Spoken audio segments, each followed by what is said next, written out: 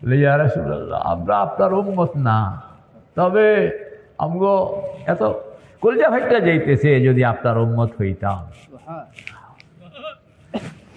আল্লাহ রসুল বলবেন তো উম্মত না হলে তো মেহমান, কথা কন না, উম্মত না হইলে কি, হ্যাঁ উম্মত হইলে তো ছেলে মেয়ে, আর উম্মত না হইলে কি মেহমান, মেহমানের একরাম।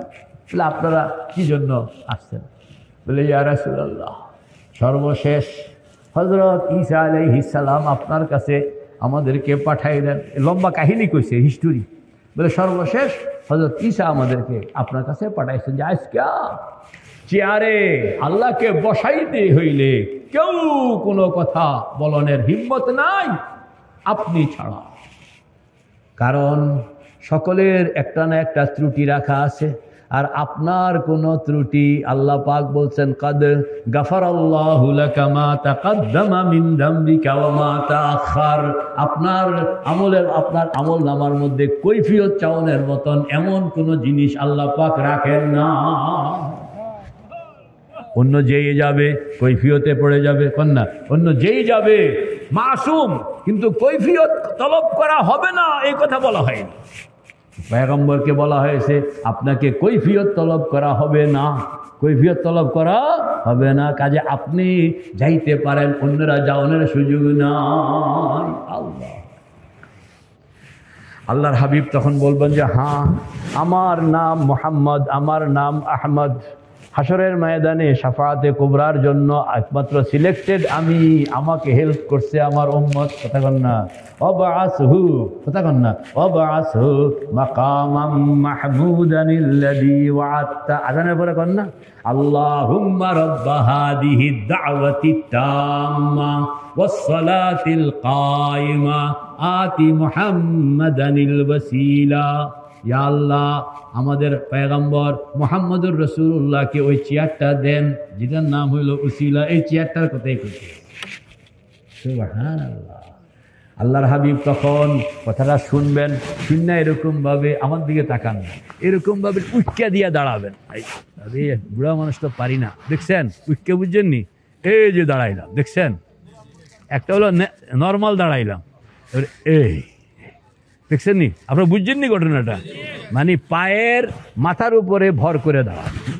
আল্লাহ আল্লাহর হাবিবের উটকা দিয়া দাঁড়াইবেন, দাঁড়াইয়া পুরা হাসরের ময়দানটা দেখবেন। তখন আসরের টাইম, তখন কি আল্লাহ পুরা ময়দানটা দেখবেন, কোথায় কি আছে দেখবেন। যে জান্নাত, জাহান্নাম, হাউজে কাউসার, মিজান সব কিছুই তো ঠিক আছে, চেয়ারও ঠিক আছে, কিন্তু বিচারক নাই। কিন্তু কি নাই? বিচারক নেই। এজলাসে বিচারক নেই। আল্লাহর হাবিব খেয়াল করবেন, উপরে কুরসি, নিচে আরশ, আরশের নিচে একটা ফাঁকা জায়গা দেখা যায়, একটা ফাঁকা জায়গা দেখা যায়। আল্লাহর হাবিব তখন ঠিক হাউজে কাউসারের গেট থেকে সোজা সোজা চেয়ার, কুরসি, কুরসির নিচে আরশ, আরশের নিচে ফাঁকা জায়গা, ঠিক ফাঁকা জায়গাটা পর্যন্ত আসবেন, ঢুকবেন, ঢুকিয়া আল্লাহু আকবার নিয়ত বেঁধেন, নিয়ত বেঁধে সেজদায় চলে যাবেন। সেজদায় গিয়া আল্লাহর হাবিব আল্লাহ পাকের হামদোসানা, এত হামদোসানা, এত হামদোসানা, এত হামদোসানা আল্লাহ হাবিব তখন কইতে আছে। আর চোখ থেকে পানি, চোখ থেকে পানি সব ভাইসা যাইতেছে, সব এরকম ভাবে আল্লাহু আকবার, সব এরকম ভাইসা যাইতে আছে। নালায়ে বাসিদ কে বার জাহাজানাদ, নালায়ে বাসিদ কে বার জাহাজানাদ, তাকে আরশো ফরশরা নালা কুনাদ, খুশনমায়াদ নালায়ে সব হায়ে তু, খুশনমায়াদ নালায়ে সব হায়ে তু, জৌক হাদা রমজে ইয়া রব হায়ে তু। সব ভাইসা যাইতেছে। আল্লাহু আকবার। পয়গম্বরের চোখ থেকে পানি যত বাইর হইতেছে, আল্লাহর হাবিবের চেহারা থেকে রাগের রাগের ছায়া, রাগের অবস্থাটা তত কমতেছে, চেহারা তত ফকফকে হইতেছে। হাবিবের চোখের পানি যত বাড়তেছে, আল্লাহ পাকের চেহারা তত ফর্সা হইতে আছে। কথা বল না, তত কি রাগ কমতে আছে। যেন মুহাম্মদুর রাসূলুল্লাহর চোখের পানি পুরা আল্লাহ পাকের গজবের উপরে বন্যা সৃষ্টি করা, সেখান থেকে সব জিনিসগুলো দূর করে রহমতকে সৃষ্টি করতেছে, রহমতকে। হামদোসানা হইতেছে, অনেকক্ষণ পর্যন্ত হামদোসানা হবে। এক পর্যায়ে আল্লাহ পাকের মধ্যে পুরা রাগের অবস্থাটা চলে যাবে, গাজবান চলে যাবে। আল্লাহ পাক তখন রহমান, আল্লাহু আকবার, দয়ার উথলে উঠবেন। কুল্লা ইয়াউমিন হুয়া ফি শান ফাবিআইয়ি আলা'i রাব্বিকুমা তুকাযযিবান। আল্লাহ পাক পুরা ফকফকে হয়ে গেছে, চেহারা উজ্জ্বল হয়ে গেছে।